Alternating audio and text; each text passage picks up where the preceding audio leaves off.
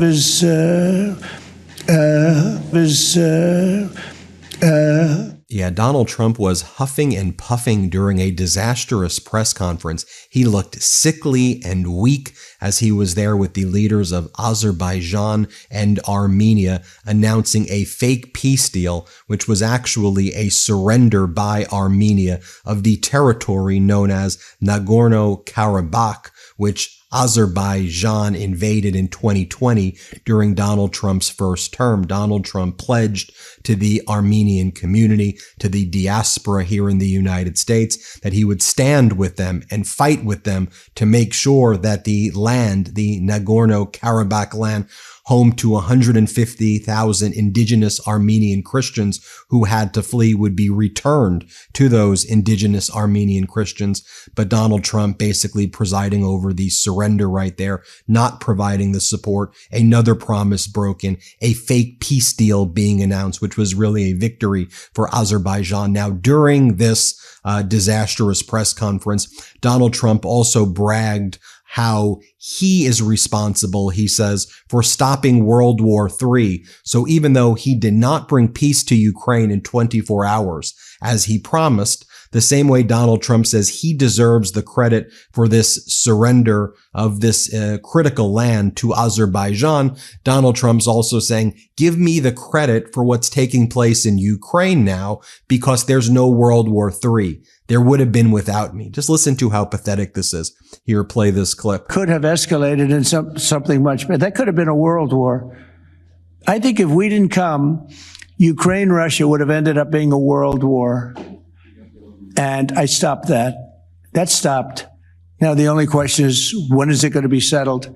And it could be very soon, but when is it going to be? But that would have been a world war. If I didn't come along with a very talented group of people sitting largely right here, but there are others not in the room that are very talented, I think Russia, Ukraine would have had a very, very high degree, I think even probably would have ended up being in a world war. And then Donald Trump talks about wanting a Nobel Peace Prize. He says that because he's of a particular persuasion, really don't know what that means, that he will not get a Nobel Peace Prize. But he's like, look at all the things I've done. I deserve a Nobel Peace Prize. Here, play this clip. The Norwegian Nobel Committee will make their announcement as it relates to this year's Nobel Peace Prize on October the 10th, Friday, October the 10th. Is that date circled on your calendar, Mr. President? I can't say. I mean, a lot of people say, no matter what I did, because, I'm of a certain persuasion, no matter what I do, they won't give it. And I'm not politicking for it. I have a lot of people that are. I know. I mean, I read the same things as you do.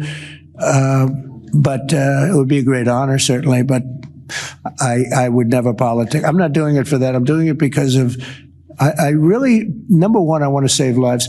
That's why I'm involved so much with Ukraine and Russia. It's saving lives of Russians and Ukrainians. It's not American lives. Now, then Donald Trump says that America is not giving Ukraine any money anymore. NATO is the one paying for it.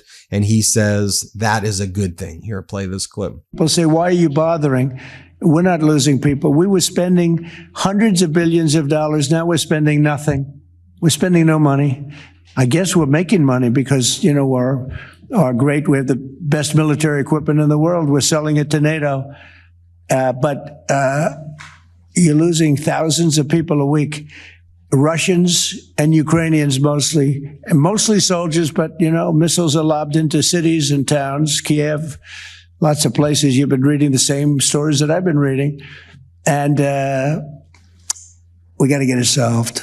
Donald Trump is asked if Zelensky is going to be forced to give up territory to Russia based upon a purported deal that Trump is negotiating with Putin. And Donald Trump basically says yes. Here, play this clip. Now, President Zelensky has to get all of his everything he needs, because he's going to have to get ready to sign something. And I think he is working hard to get that done. Will Zelensky have to give up territory, Mr. President?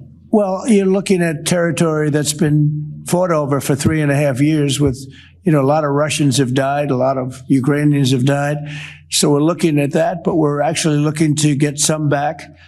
and some swapping. It's complicated. It's actually nothing easy. It's very complicated, but we're going to get some back. We're going to get some switched. There'll be some swapping of territories to the betterment of both.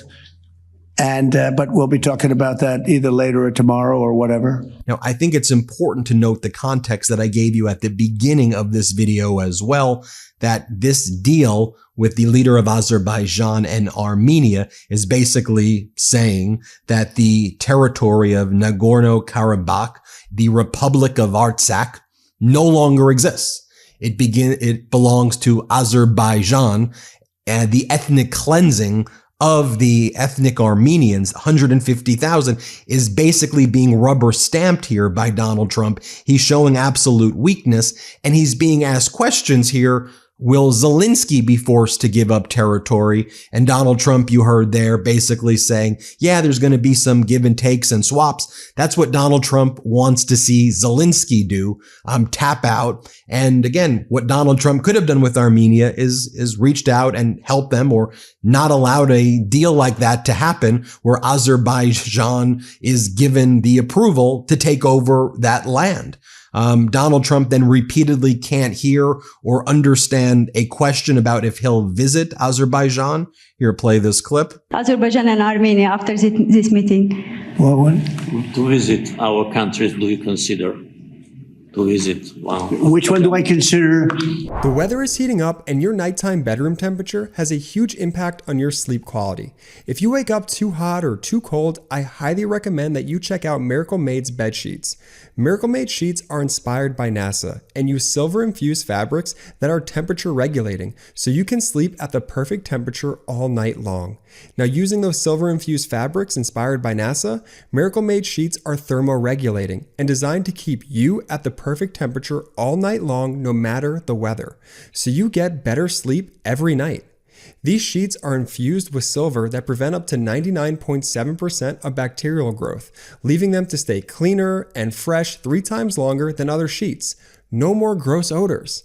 Miracle Made sheets are luxuriously comfortable without the high price tag of other luxury brands, and feel as nice, if not nicer, than sheets used by some 5-star hotels. Stop sleeping on bacteria. Bacteria can clog your pores, causing breakouts and acne. Sleep clean with Miracle. Upgrade your sleep as the weather heats up. Go to trymiracle.com/Meidas to try Miracle Made sheets today. And whether you're buying them for yourself or as a gift for a loved one, if you order today, you can save over 40%. And if you use our promo code Meidas at checkout, you'll get free 3-piece towel set and save an extra 20%. Miracle is so confident in their product, it's backed with a 30-day money-back guarantee. So if you aren't 100% satisfied, you'll get a full refund. Upgrade your sleep with Miracle Made. Go to trymiracle.com/Meidas and use the code Meidas to claim your free 3-piece towel set and save over 40% off. Again, that's trymiracle.com/Meidas to treat yourself. Thank you, Miracle Made, for sponsoring this episode. And then Donald Trump basically makes these leaders from Azerbaijan and Armenia say that Donald Trump should get a Nobel Peace Prize. Here, play this clip. President Trump deserves the Nobel Peace Prize. I don't want to go into the history of some very strange decisions of the Nobel Peace Committee to award the prize for someone who didn't do anything at all. But President Trump in 6 months did miracle. So I think that my Armenian colleague will support it, and judging by the reaction of the audience, I think as soon as we come back, we will agree to issue a joint letter.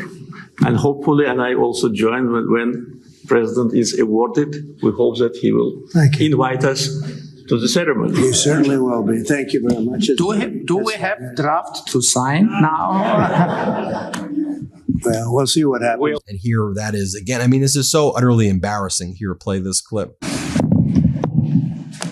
I think President Trump deserved to have a Nobel Peace Prize, and we will defend that, and we will promote for that, and that's obvious. So, and today's event, I think, is a very bright expression of that. And hopefully you will invite us. Front row, you'll be front row. Yeah? Yeah. We are in favor. Thank you. Thank you. Can I have a suggestion? Yes. So maybe we agree with Prime Minister Pashinyan to send a joint appeal to Nobel Committee to award President Trump with the Nobel Peace Prize, because Now, the executive director of the Armenian National Committee of America, the ANCA, says the following: the same Donald Trump who failed to stop Azerbaijan's 2020 attack on Nagorno-Karabakh is now rewarding this very aggression, compromising Armenia's security and sovereignty while aiding and abetting Azerbaijan's normalization and formalization of its ethnic cleansing, its genocide of more than 150,000 indigenous Armenian Christians. Now, here's what Donald Trump said on October 25th, 2020. About 15 days earlier is when Azerbaijan, or right around this period, launched a full-fledged assault while Trump was in office of this territory. I mean, the war has been going on since 1994 or so, but it accelerated, of course, now when Donald Trump was in office then, and now the full surrender, basically. But here's what Donald Trump said on November 25th, 2020. Let's play it. So now we have Armenia. Look at the Armenia. They are incredible people. They're fighting like hell, right? They're fighting like hell. And you know what? We're going to get something done because, thank you, and I love you too. You know, the Armenians have had a tough go. But I saw, in fact, I was in yesterday, Ohio, actually.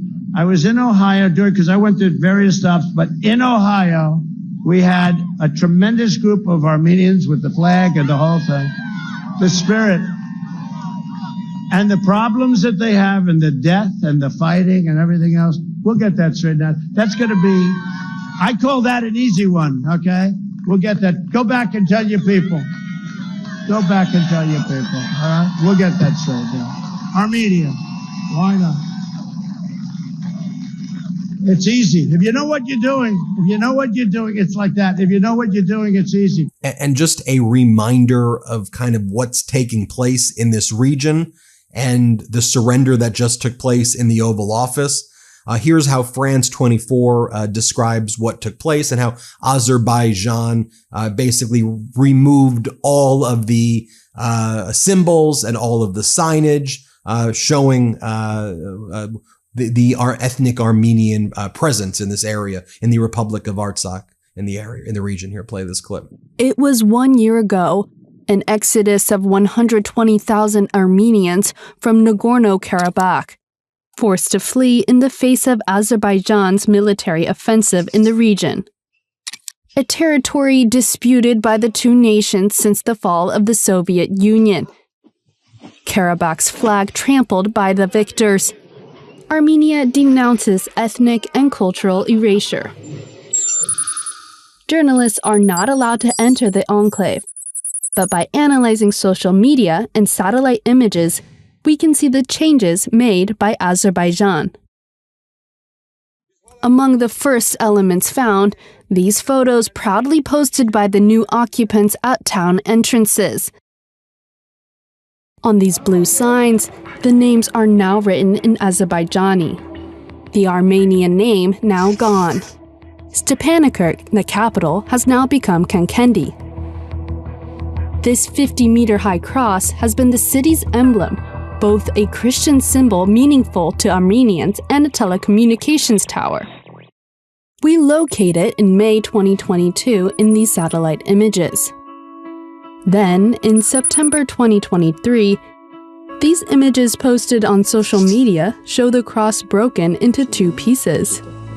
Across the region, Azerbaijan, a Muslim-majority nation, has been removing Christian iconography.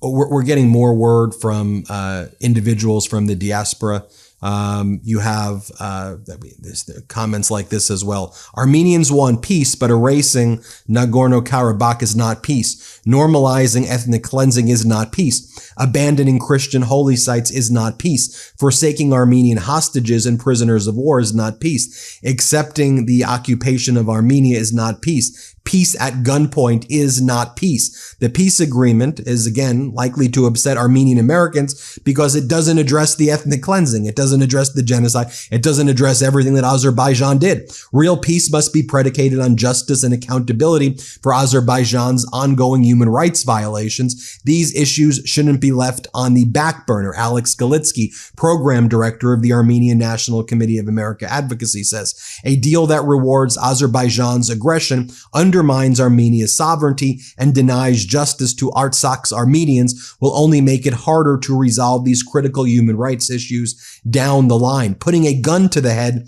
at an at-risk Christian nation, the first Christian nation, a landlocked, blockaded, genocide surviving state, and calling it peace is as cruel as it is cowardly. Armenia is a victim of a century plus of genocide, and this deal aids and abets her enemies. Armenians in Armenia and worldwide reject the fake peace deal being forced on Armenia at the point of a gun.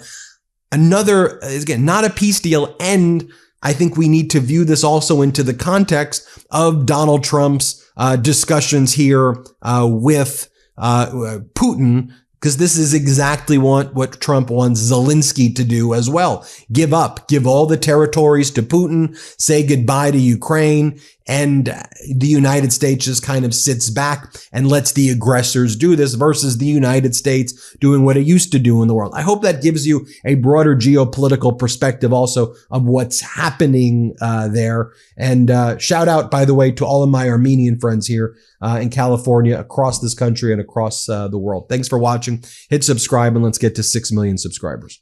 Can't get enough Meidas? Check out the Meidas Plus Substack for ad-free articles, reports, podcasts, daily recaps from Ron Filipkowski, and more. Sign up for free now at MeidasPlus.com.